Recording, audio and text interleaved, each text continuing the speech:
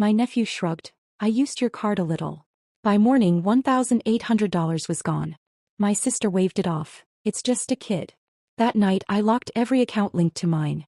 When it turned out that my sister had tried to spend another $1,000, I didn't make a scene. My name is Corinne, and last Tuesday I woke up to 17 fraud alerts on my phone. 17.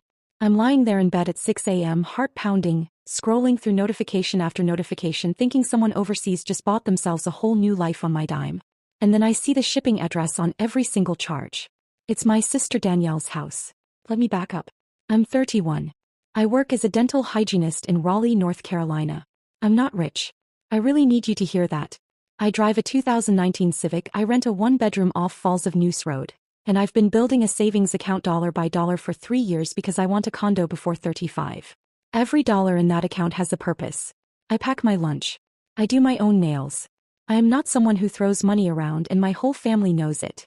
So why did my 14-year-old nephew Marcus have access to my card? 2 months ago Danielle called me crying. And when Danielle cries, she doesn't just cry, she performs. That woman could win an Oscar for Best Emotional Manipulation in a Supporting Role. She tells me Marcus needs school shoes and a graphing calculator. She's between paychecks. Could I please just order them? She'll pay me back Friday. Has Danielle ever paid me back for anything? You already know the answer. But she's my sister, Marcus is my nephew, and my mom raised us to help family.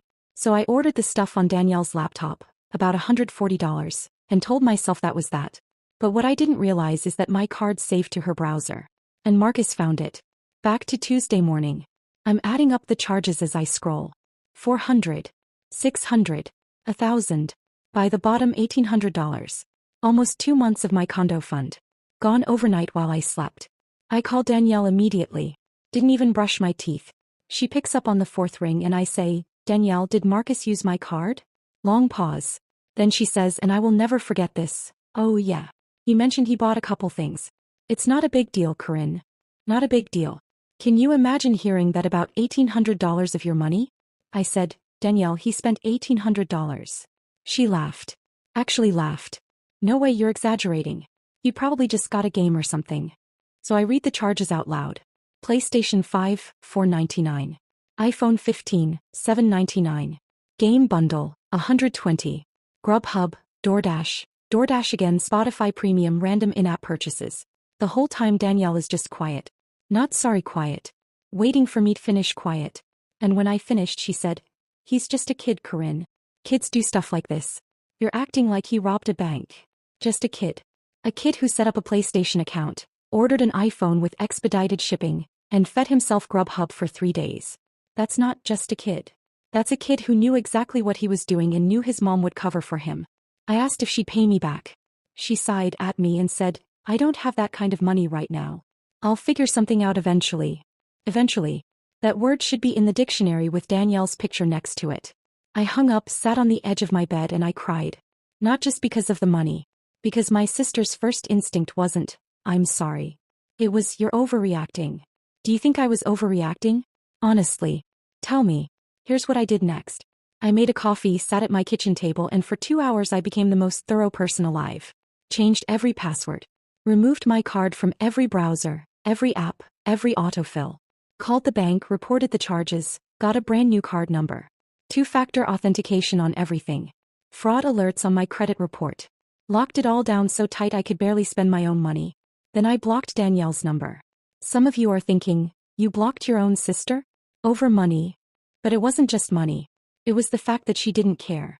That she watched her son steal from me and shrugged. And here's where it gets really interesting.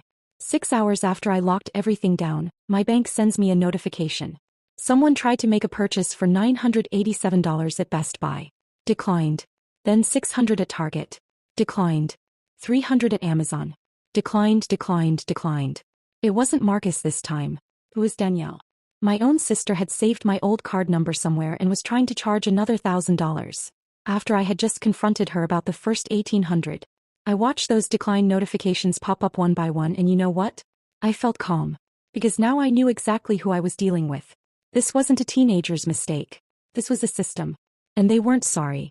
They were just mad they got caught. So I didn't call screaming. I didn't send a long text. I just let the block stay on. But here's the thing about blocking someone. They always find another way to reach you. And what Danielle did next honestly made my jaw drop. I'll tell you about it very soon because I was done being the family pushover. And what I decided to do about it surprised even me. So remember how I said Danielle always finds a way? 2 days after I blocked her, I'm at work cleaning some guy's teeth and my phone starts buzzing in my pocket. Over and over.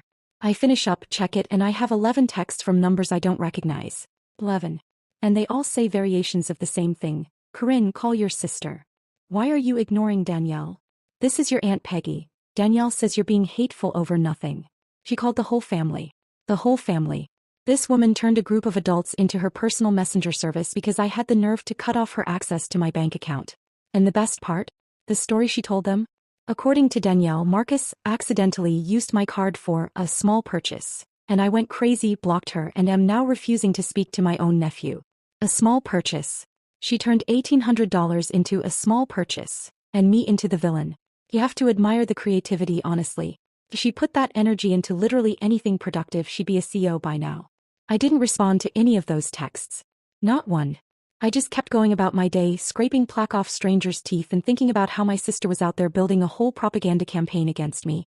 But then my cousin Tasha called. Now Tasha is different.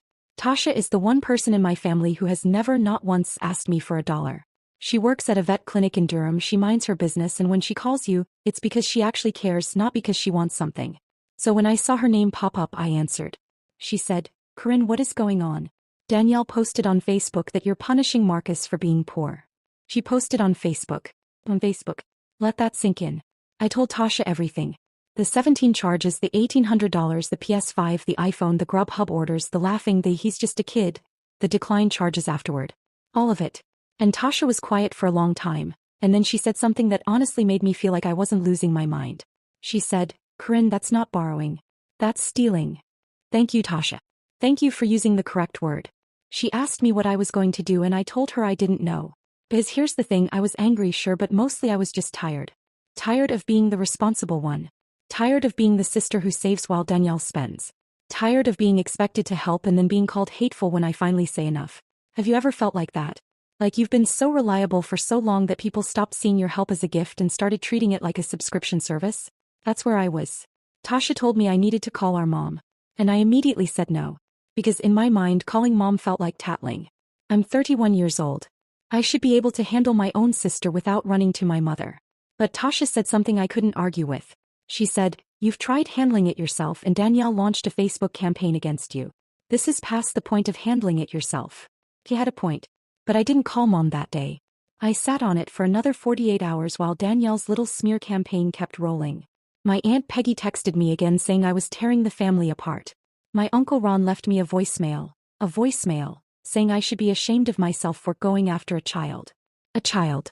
Like I was the one who did something wrong. And Marcus had the nerve to message me on Instagram. He said, and I'm quoting this exactly, Aunt Corinne, why are you making such a big deal? I'll pay you back when I get a job. When he gets a job. He's 14. He doesn't even make his own bed. But sure, Marcus, I'll just wait for your first paycheck from wherever hires a kid whose biggest skill is spending other people's money on DoorDash. That message is what broke me. Not because it was mean, but because it was so casual. Oh. He literally typed, about $1,800 of my savings. And I realized, this kid has no idea what he did. And he has no idea because Danielle never taught him. She never sat him down and said, what you did was wrong. She just told everyone I was the problem and let him keep his PS5 and his new iPhone. So I called mom. My mom's name is Lorraine and she is not a woman you want to disappoint. She grew up in Fayetteville, raised 3 girls mostly on her own after my dad passed when I was 12, and she has this way of looking at you when you've done something wrong that makes you wish you'd never been born. Danielle and I used to call it, the look. He didn't want the look. I called mom and I told her everything. And unlike Danielle, unlike Aunt Peggy, unlike Uncle Ron, my mother listened. She didn't interrupt. She didn't tell me I was overreacting. He just listened. And when I finished, she was quiet for about 10 seconds and then she said, in that voice, you know the voice, the one where a mom sounds perfectly calm but you can feel the storm behind it, she said, I'm going to call your sister. That's all she said. I'm going to call your sister. And honestly, I almost felt bad for Danielle. Almost. Now, I don't know exactly what happened on that phone call because I wasn't on it. But I know my mother and I know Danielle called me 3 hours later from a new number crying, real crying this time, not performance crying, and said, Mom is making me return the PS5. Making her. My 34-year-old sister said, making me like she was 15. And you know what? because apparently nobody else was going to make her do anything. But here's what Danielle said next that let me know she still didn't fully get it. She said through tears, "I don't understand why you had to involve Mom. We could have worked this out between us. Between us. We could have worked this out between us. The woman who put me on blast on Facebook, recruited the entire extended family to guilt trip me, and then tried to charge another $1,000 to my card. She wanted to work it out between us. Do you think she actually believed that, or was she just mad she got caught again? I genuinely can't tell. I didn't say much on that call. I just said, return the PS5, return the iPhone, and we can talk.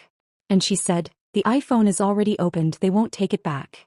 And I said, then sell it. And she hung up on me. But Mom wasn't done. Not even close. Because what my mother did over the next few days, the way she handled Danielle and Marcus, honestly reminded me why that woman is the backbone of this family. And what she said to Marcus directly. That kid didn't know what hit him. I'll tell you what happened because it changed everything. And I mean everything. So my mom Lorraine is 70 years old and she does not play. When I tell you she drove 2.5 hours from Fayetteville to Danielle's house in Raleigh the very next morning, unannounced, I need you to understand the level of seriousness we're talking about. My mother doesn't just show up. When my mother shows up, something is about to fundamentally change. Danielle called me that afternoon and her voice sounded completely different. Not angry. Not defensive. Small. She said, Mom is here. She's been here since 9. She made Marcus sit at the kitchen table and write down every single thing he bought with your card. Write it down. By hand. Every item, every price, every date. My mother made this 14-year-old boy create his own receipt of shame. And when he tried to say he didn't remember all of it, Mom pulled up the bank statement I texted her and said, let me help you remember. Can you picture that? Lorraine sitting across the table from Marcus with reading glasses on, pointing at line items like a forensic accountant. I wish I'd been there. I honestly wish I'd been there. But here's the part that really got me. Tasha called me later that evening and told me what Mom did after the list was done. She made Marcus calculate how many hours it would take to earn $1,800 at minimum wage. He had to do the math by hand. No calculator, which is ironic since I literally bought him one. And when he came up with the answer, around 248 hours at North Carolina minimum wage, Mom made him say it out loud. I stole 248 hours of my aunt's work. I'm not going to lie. When Tasha told me that, I got choked up. Because that's what nobody understood. That wasn't just money. That was me standing on my feet 8 hours a day, scraping plaque, handling instruments, making small talk with people whose mouths I'm inside of week after week after week. And Marcus spent it in one night on a PlayStation and some Grubhub. But Mom wasn't there just for Marcus. She was there for Danielle too. Tasha told me, and Tasha got this from Danielle herself, so take it however you want, that Mom sat Danielle down after Marcus went to his room and said something along the lines of, I did not raise you to take from people who love you. I raised you better than this, and you know I raised you better than this. And the fact that you put your sister on the internet instead of apologizing makes me wonder where I went wrong with you. Where I went wrong with you. If my mother ever said that to me, I would simply cease to exist. I would dissolve into the floor. Danielle apparently cried for an hour straight. Real tears. The kind you can't fake, not even if you're Danielle. And here's what surprised me most. The next morning Danielle texted me. Not from a random number. From her actual phone, which meant I had to unblock her to read it. And the message wasn't long. It wasn't dramatic. It just said, I'm sorry. You didn't deserve any of that. I listed the iPhone on Facebook Marketplace this morning and the PS5 is going back to Best Buy today. I don't know when I can pay you back the rest, but I will. I'm not going to make excuses anymore. I read that message about 15 times. Because part of me didn't believe it. Part of me was waiting for the but you also overreacted, or, but you didn't have to block me. It never came. I didn't respond right away. I needed to sit with it. Is that petty? Maybe. But I needed to feel like my feelings mattered for 5 minutes before I rushed to make everyone else comfortable. 2 days later Danielle sent me a screenshot. She'd sold the iPhone for $650. The PS5 went back to Best Buy for the full $499. That's $1,149. Not $1,800, but honestly more than I ever expected to see again. And then she sent me a Zelle for the full $1,149. With a note that said, First installment. First installment. Like she was actually planning to pay the rest. I sat in my car in the parking lot at work and just stared at my phone. Because this was not the Danielle I knew. The Danielle I knew would have sent me $50 in 3 months and called it even. I called Mom that night and thanked her. And Mom, being Mom, didn't take any credit. She just said, your sister loves you. He just forgot how to show it. Sometimes people need to be reminded. And then she said, but don't let her forget again, Corinne. Love doesn't mean letting someone use you. That stuck with me. Love doesn't mean letting someone use you. I think I needed to hear that my whole life. Now here's where it gets really good. Because about a week later Marcus called me. Not texted. Told. And he sounded nervous, like genuinely shaky, and he said, "Aunt Corinne, I'm really sorry for what I did. It wasn't right. Grandma made me figure out how long it would take you to earn that money and I felt really bad. I didn't think about it that way before." He didn't think about it that way before. And you know what? I believe him. I don't think he's a bad kid. I think he's a kid who was never told no, and when you're never told no, you don't develop the part of your brain that considers other people. That's not entirely his fault. That's on Danielle too. And I think Danielle is finally starting to see that. I told Marcus I appreciated the apology and that I forgave him, but I also said, "Marcus, I love you, but this is the last time. There is no next time. You understand?" And he said, "Yes, ma'am. Yes, ma'am." I almost fell off my chair. Lorraine's influence is powerful stuff. So where are we now? Danielle and I are talking again. It's not like before. It's actually better than before, because before I was pretending everything was fine while she slowly drained me dry. Now there are boundaries. She hasn't asked me for money since, and when we had dinner last Sunday at Mom's house, she actually offered to pay for the takeout. I almost checked her forehead for a fever. She still owes me about $650. She's been sending me 50 here, 75 there. It's slow, but it's happening. And honestly, even if she never pays back every cent, the fact that she's trying means more to me than the money ever did. Marcus got a weekend job bagging groceries at a Harris Teeter. He's 14, so he can only work limited hours, but Mom told Danielle that he needs to learn the value of $1 before he turns into the kind of man who thinks other people's money is his money. Danielle agreed. That alone tells me something shifted in her. Me. I still have my savings account. It took a hit, but it's recovering. I'm still packing my lunch and doing my own nails and driving my Civic. But something changed in me too. I stopped being afraid to say no. I stopped being afraid that setting a boundary would make me the bad guy. Because you know what? Danielle called me the bad guy and the sky didn't fall. The family didn't collapse. What actually happened is that everyone ended up better for it. My mom told me something on the phone last week that I keep thinking about. She said, "Corinne, the people who get mad at you for having boundaries are the ones who were benefiting from you not having any." And I thought, yeah. That's exactly right. So if you're out there right now and someone in your family is treating your generosity like it's their right, if someone is making you feel guilty for protecting what you've worked for, I need you to hear this. You are not selfish. You are not hateful. You are not tearing the family apart. You are a person who deserves to be treated with the same respect you give everyone else. And sometimes it takes a mama named Lorraine driving 2.5 hours unannounced to remind everybody of that. That's my story. If you liked it, give it a like. If something about it bothered you or you would have handled it differently, I genuinely want to hear that too. Drop it in the comments because I read every single one. And if you've been through something similar, share that too because I think more people need to know they're not alone in this. Thank you for watching and thank you for listening. It really does mean a lot.